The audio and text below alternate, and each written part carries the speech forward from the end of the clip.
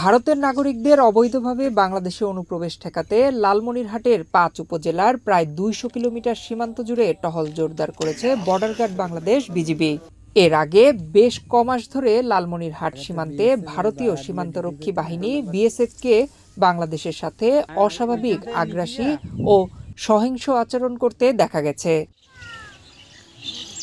চলতি বছরের জানুয়ারির প্রথম সপ্তাহে বিএসএফ আন্তর্জাতিক আইন অমান্য করে শূন্যরেখায় কাঁটাতারের বেড়া নির্মাণ করলে বিজিবি ও বিএসএফ এর মধ্যে উত্তেজনা দেখা দেয়। পরে বিজিবির কঠোর অবস্থানে কাঁটাতারের বেড়া নির্মাণ কাজ বন্ধ করে দেয় বিএসএফ।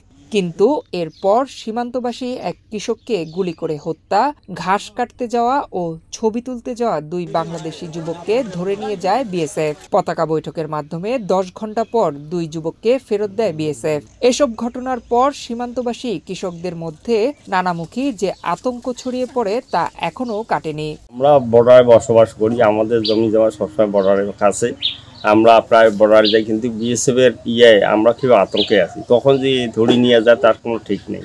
আমার বেড়া ভাই ভুটে পাতা ছিলবে গেছে, আমি সাধারণ পাবলিকে নিয়ে ধরি আসিয়ে আমার ঢাকে ডাঙা মারি ফেলে দিয়ে এখানে আমার বেড়া পাবলিকে নিয়ে ডাঙে মারি বিএসএফ হাতে দিয়ে গেছে। আবেদন আছে, আমরা তো বর্ডার এলাকায়, এখন ওদিকে আর পাবলিক আর বিএসএফ এখন পাবলিকও নাগে দেয় নাকি সেটা তো জানি না। এখন ওরা যে অত্যাচার মনে করেন যে কাজ করলেও মতো হুড় করে দৌড়িয়েছে, কথা বুঝছেন।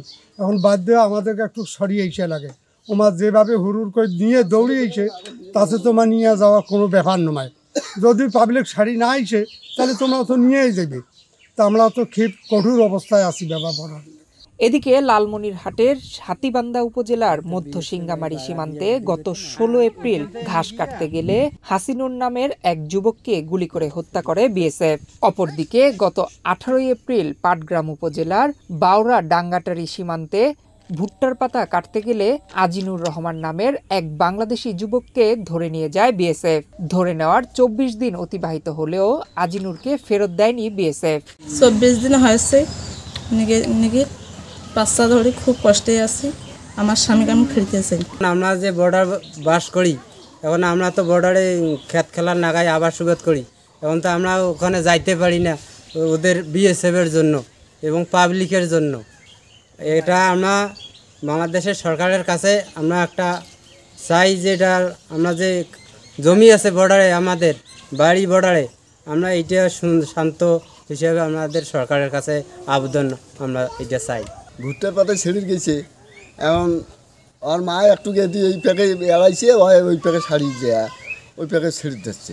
এমন সময় মনে করো ওই যে ভারতের চ্যাংড়া, ওই কানের নিয়ে কানের চ্যাংড়া আসিয়া মনে করো তার টানে নিয়ে গেছি, টানে নিয়ে যা ওই গরু দিছে হাতত, গরু হাতত দিয়ে তো ওই বিএসএফের হাতত নিয়ে দিল।